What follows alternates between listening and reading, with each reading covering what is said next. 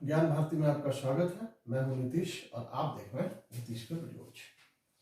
Last class में हमने nutrition in plants में ऑटोट्रॉफिक मोड ऑफ न्यूट्रिशन देखा था कि कैसे उसमें प्लांट अपना खाना खुद बनाता है फोटोसिंथेसिस की प्रक्रिया के थ्रू। इस क्लास में हम लोग उससे आगे के टॉपिक्स को देखेंगे, जानेंगे, समझेंगे। सबसे पहले heterotrophic mode of nutrition. Heterotrophic mode of nutrition, जहां ऑटोट्रॉफिक मोड ऑफ न्यूट्रिशन में प्लांट अपना खाना खुद बनाता है, हेटरोट्रॉफिक मोड ऑफ न्यूट्रिशन में वह अपना खाना खुद नहीं बनाता, अपने खाने के लिए वो दूसरों पर निर्भर होता है।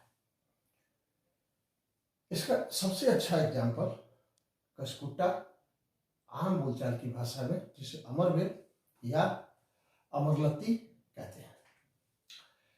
आपने बहुत पतले वेन जैसे पीले वो स्ट्रक्चर कभी कभी पेड़ों के ऊपर देखे होंगे।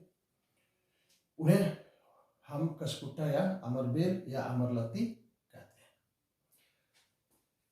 कशकुट्टा जब दूसरे पेड़ों पर जाता है, उनसे अपना पोषण लेता है और इस टाइप के मोड ऑफ न्यूट्रिशन को हम हेटरोट्रॉफिक मोड ऑफ न्यूट्रिशन कहते हैं और ऐसे प्लांट्स को, ऐसे ऑर्गेनिज्म को हम हेटरोट्रॉफ्स कहते हैं।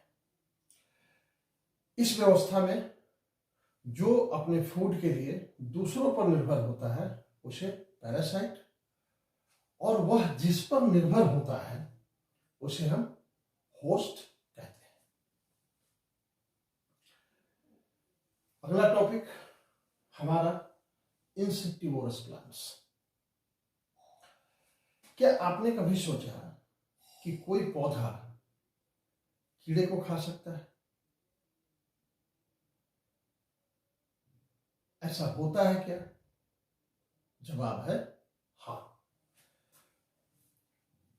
कुछ पौधे ऐसे हैं जो कीड़े को खाते हैं और उससे अपना पोषण प्राप्त करते हैं। ऐसे पौधों को हम इंसेक्टिवोरस प्लांट्स कहते हैं। Insectivorous plants means plants that eat insects. Insectivorous plants की बनावट हमारे घर में जो पानी का जग होता है उस बिल्कुल जग की तरह होता है। जैसे हमारे पानी का जो जग है उस जग का एक कॉर्नर थोड़ा सा ऐसे ऊपर की तरफ उठा होता है जिधर से हम पानी डालते हैं ग्लास में। बिल्कुल वैसे ही पीचर प्लांट की बनावट में उसका एक छोर ऐसे थोड़ा उठा होता है और हमारे जग में जैसे एक ढक्कन होता है पानी को ढकने के लिए, वैसे ही उसमें दूसरी तरफ एक ढक्कन भी मौजूद होता है। जैसे ही कीड़ा, कोई भी इंसेक्ट आकर उस उभरे हुए उठे हुए भाग पे बैठता है, वहां कुछ हेयरी स्ट्रक्चर्स होते हैं। वो हेयरी स्ट्रक्चर्स, उनकी बनावट ऐसे होती है कि वो कीड़ा खुद ब खुद उसमें फंस के और धीरे धीरे वो नीचे की तरफ चला जाता है। नीचे की तरफ उसमें डाइजेस्टिव जूसेज डिस्चार्ज हो रहा होता है और उसमें वो फाइनली ट्रैप होकर और मर जाता है। और वो डाइजेस्टिव जूसेज उसे डाइजेस्ट कर देती है, पचा देती है और उनमें जो पोषक तत्व होते हैं वो उस पौधे को मिल जाता है, वो पौधा ले लेता है। इस तरह से उसका पोषण होता है। इसलिए हम उसे इंसेक्टिवोरस प्लांट कहते हैं। जो हमारा अगला टॉपिक है वो है सैप्रोट्रॉफ। सैप्रोट्रॉफ कहते किसे?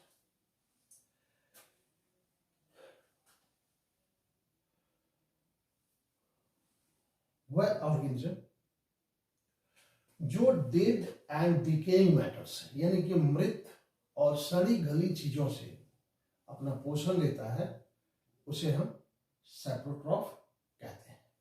और इस तरह के मोड ऑफ न्यूट्रिशन को सैप्रोट्रॉफिक मोड ऑफ न्यूट्रिशन के नाम से जाना जाता है।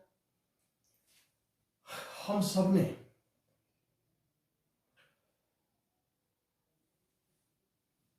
फंगी देखा होगा। कुछ उदाहरण लेते हैं। आपने जो एनिमल डंग होता है, जहां एनिमल डंग जमा होता है, बरसात के दिन में आप देखेंगे कि उस पर कुछ छत्ते जैसी चीज, एक कुछ ऐसा छत्ते जैसी चीज उस पर पैदा हो जाता है, बहुत सा मात्रा में। उसे हम लोग कुकुरमुत्ता कहते हैं। उसके अलावा अगर लकड़ी खुले में रखी हुई है, जो बारिश के दिनों में लगातार भीगती है, तो उस पर भी विभिन्न तरह के फंगी, विभिन्न स्ट्रक्चर के फंगी होते हैं, निकलते हैं, जिसे आप वहां भी देख सकते हैं। कुछ और ऐसे एग्जाम्पल जिसे आप आसानी से समझ सके और आसान कर लेते हैं।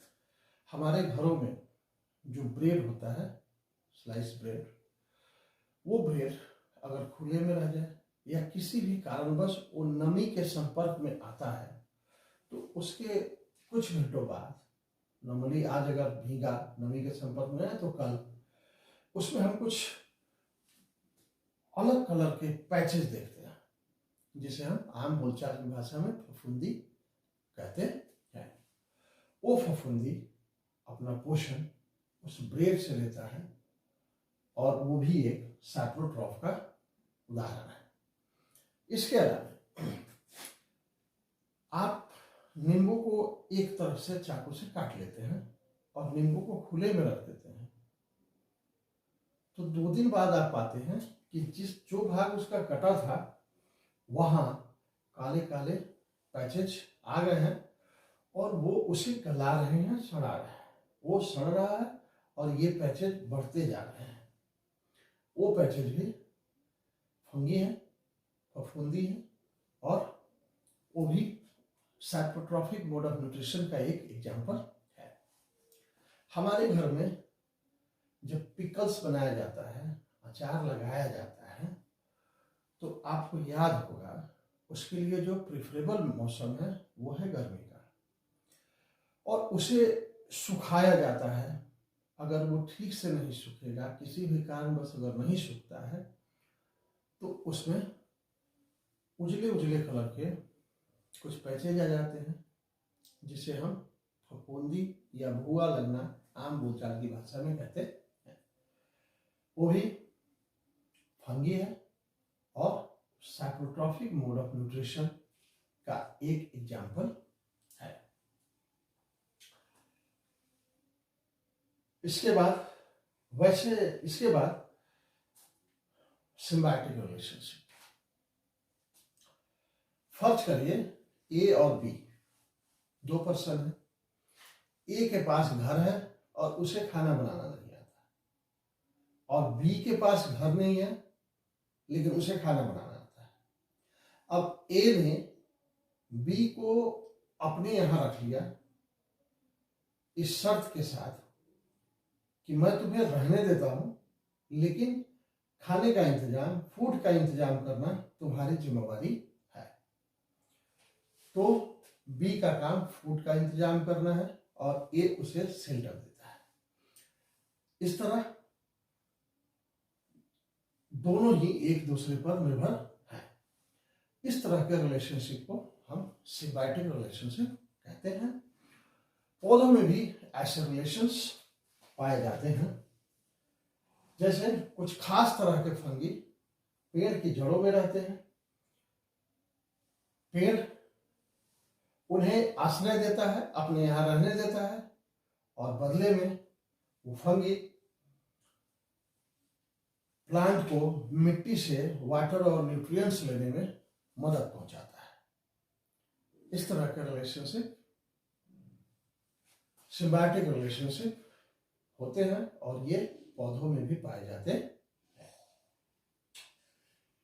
अब इस चैप्टर का सबसे last topic, how nutrients are replenished in the soil. Replenish शब्द का मतलब होता है भरपाई करना, यानी कि मिट्टी में न्यूट्रिएंट्स की भरपाई कैसे हो। सवाल उठता है कि भरपाई की जरूरत क्यों? जब लगातार हम मिट्टी में फसलें लगाते हैं तो मिट्टी में मौजूद न्यूट्रिएंट्स का उपयोग करके ही वो फसल होते हैं और इस तरह धीरे धीरे मिट्टी में न्यूट्रिएंट्स की कमी हो जाती है। फिर से हमें उस न्यूट्रिएंट्स की भरपाई मिट्टी में करनी होती है। इसके दो तरीके हैं। एक, आपने देखा होगा, जो किसान तरह तरह के खाद खेतों में डालता है, जिसमें केमिकल फर्टिलाइजर भी होता है और गोबर और मिट्टी से बनी हुई खाद भी, गोबर और सनी गली चीजों से बनी हुई खाद भी होती है। इस तरह भी मिट्टी में न्यूट्रिएंट्स के कमी की भरपाई हो जाती है। एक दूसरा तरीका, जिसे हम नेचुरल या प्राकृतिक तरीका कर सकते हैं। एग्जाम्पल के लिए, मिट्टी में नाइट्रोजन की बहुत जरूरत होती है और हम सबको पता है कि नाइट्रोजन वो हमारे वातावरण में भरपूर मात्रा में उपलब्ध है, लेकिन पौधे उसका सीधा इस्तेमाल नहीं कर पाते हैं, उसे सीधे वातावरण से लेकर यूज नहीं करते हैं। इसके लिए उनका काम आसान करता है राइजोबियम नाम का एक बैक्टीरिया, जो वातावरण से नाइट्रोजन को लेकर सोल्यूबल नाइट्रोजन में उसे कन्वर्ट करता है, सोल्यूबल फॉर्म में कन्वर्ट करता है और उस सोल्यूबल फॉर्म का इस्तेमाल प्लांट्स आसानी से करते हैं। और इस दोनों ही तरीकों से मिट्टी में जो न्यूट्रिएंट्स की कमी होती है उसका रिप्लेनिशमेंट यानी भरपाई हो जाता है और इस तरह से मिट्टी की उर्वरता बनी रहती है, मिट्टी उपजाऊ बनी रहती है और हम उससे तरह तरह की फसलें उगाते रहते हैं